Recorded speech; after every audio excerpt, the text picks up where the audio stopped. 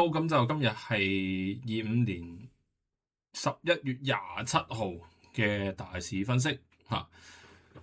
咁翻到嚟啦，咁見到呢一個嘅港股、美股都開始係越嚟越咁靜英英啊。咁因為都美股咧就今晚係放假嘅，咁就因為呢一個即係感恩節嘅假期嚇。咁而港股呢邊咧，即係美股就即係今晚27號全日休市啦，咁就28號都係得半日市嘅啫，咁即係提早3個鐘頭休市，咁就由我哋嘅夜晚10點半去到第二日2點就完啦嚇。咁而港股呢邊你都見到美股係即係休市啦嚇，或者係放感恩節假期啦，咁其實亦都係臨近聖誕同埋即係你聖誕完咗，跟住又新年啦。咁所以咧就會見到跟住嗰個情況咧，就一路可能嗰啲成交都會相對係即係偏低㗎啦。咁因為大家都開始就係即係收爐放假咁樣嘅一個感覺嘅。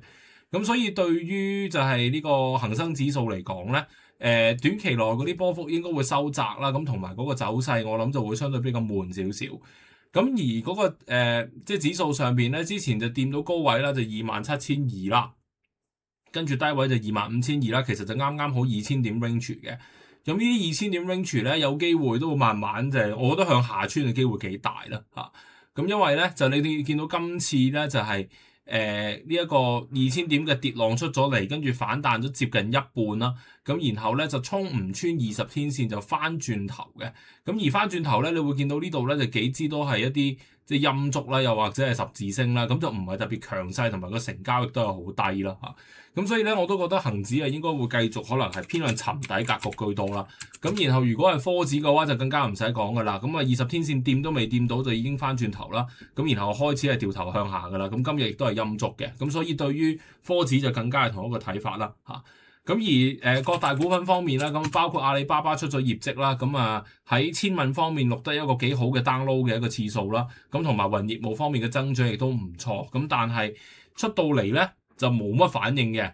咁我開完一次業績高開咗之後咧，而家都係倒跌翻咁接近翻落去呢一個開業績前嘅水平咁證明大家對於科網股嗰個熱潮都唔係即係特別話追捧啦。咁700更加唔使講啦，咁其實亦都係接近即係想穿位嘅感覺噶啦。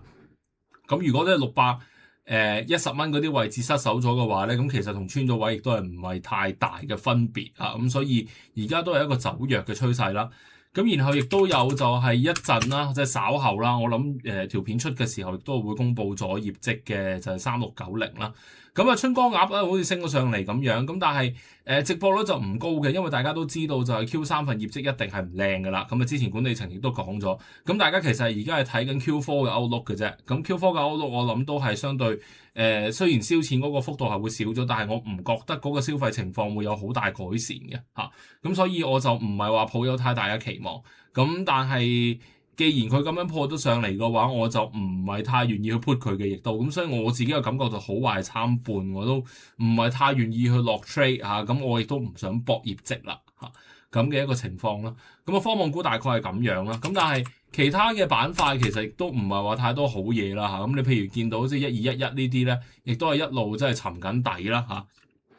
即係呢啲大型股啦。咁之前炒到癲咗嘅981咁樣咧，咁亦都係即係破咗呢一個三角形啦，懟穿咗，然之後反彈翻上去20天線就拉針落翻嚟嘅。咁之前高位亦都做咗好多大成交啦，咁所以今期科技股係真係的確比較弱嘅咁唔好抱太大期望住啦。咁然後美股方面咧，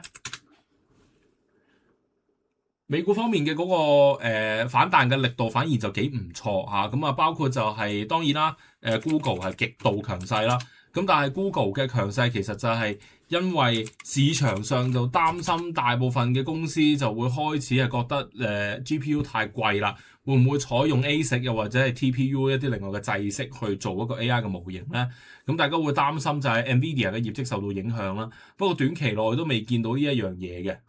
咁你見到其實呢度 TradingView 都有寫啦。NVIDIA leads the AI chip market with GPUs ahead of competitors like Google's TPUs. Analysts report strong demand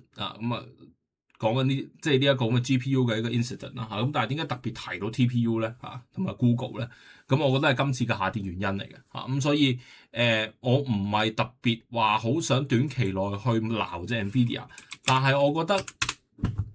既然係咁咧，撈 TSM 都仍然係一個幾好嘅選擇嚟嘅，因為無論你 GPU、TPU 你都係需要先進封裝，你都係需要 HBM， 你都係需要台積電嘅先進製程，所以呢個你係走唔甩嘅。咁對於台積電嘅基本面，我諗喺呢一個位置就會比 NVIDIA 嚟得堅實啲啦。咁但係睇翻我其他節目都會知道，其實 GPU 同 TPU 唔係一個直接嘅競爭關係啦，所以其實我又覺得唔需要太擔心。咁短期內將呢一啲股份殺咗落嚟，可能係一個買入嘅好機會都未定嚇。咁所以就即管去睇下有冇啲低位可以撈下啦。咁但係我自己而家咧就會係即係稍為可能買翻隻 TSM 先啦，唔好諗咁多嚇。咁然後咧就亦都我又見到 Microsoft 其實就跌咗落嚟啦。咁呢啲位置去撈我都覺得係相對安全嘅嚇。咁但係 Google 咧就升咗好多啦，咁所以短期內就唞唞先啦，就唔好夾硬再追住啦嚇。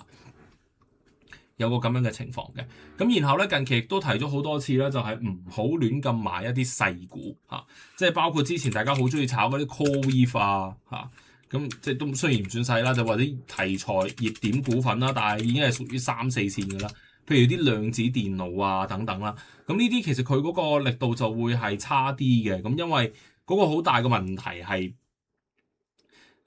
如果而家個市係調整緊。第一波啱啱可能調整完再反彈翻上去嘅時候，每一次有反彈浪要行嘅一定行 M7 嚇，咁然之後你係要個市好旺好旺，啲錢由 M7 一路散落去1線、2線、3線咁樣，跟住行落去啲細股度，啲細股先至會有反應嘅。咁而家咧就好明顯係即係第一波可能有啲 M7 嘅反彈啦咁樣，咁但係就未行到落去啲細股度。咁啲細股而家你都見到，其實好多已經係完全吞晒、消化晒之前嘅完全嘅成段升浪嘅。咁所以嗰個走勢上就好差下嘅嚇。咁我唔建議啊，大家喺呢一啲即係資金唔係太夠嘅市況，亦都唔係特別穩嘅情況下去玩一啲2、3線股啦。咁我自己都係繼續偏向就係你照睇翻 M7 啊，將即係你 focus 喺你嘅主要倉位度，淨係買一啲我諗1線 class 啦，1線啦，我唔可以話1線尾我都當你係啦嚇，即係可能係一啲1000億、2000億美金以上嘅嘢，咁嗰啲就會叫做稍為安全啲啦。咁但係你話得幾百億，又或者有啲好 meme 嘅，即係話啲 SMR 啊、OKLO 啊、IONQ、RGTI 啊，或者係一啲好虛無縹緲、未有盈利嘅 AI 股啊咁樣，咁嗰啲就唔好搞啦嚇，即係佢哋個風險都幾大嚇。好，咁就講到呢度，咁我哋就下個禮拜再見嚇，咁啊大家坐穩啦嚇，咁啊同埋留意住啲假期嘅一啲時間啦嚇。好，申報翻冇持有上述股份嘅，拜拜。